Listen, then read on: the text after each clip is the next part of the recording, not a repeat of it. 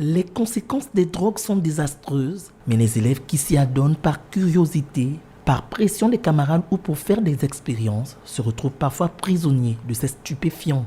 Très suivi par la jante juvénile sur les réseaux sociaux, un jeune TikToker et humoriste web s'est joint à la cause pour éviter le pire. On dit les conséquents conseillent mieux que les conseils, mais je pense que cette campagne va quand même aider la majorité des jeunes à quand même s'abstenir. Il existe plusieurs types de drogues et elles sont toutes néfastes pour l'organisme.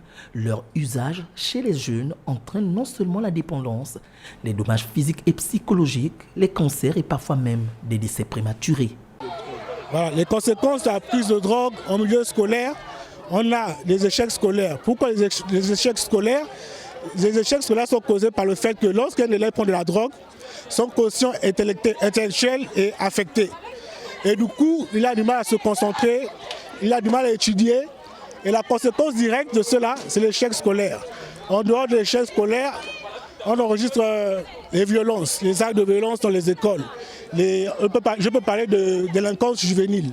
Voilà les effets de la drogue au milieu scolaire. Ce que nous allons faire, c'est que nos services de psychologie et les affaires sociales vont relayer encore l'information dans les salles de classe parce que l'agence du médicament nous a donné des prospectus, ils nous ont donné des moyens pédagogiques pour continuer la sensibilisation.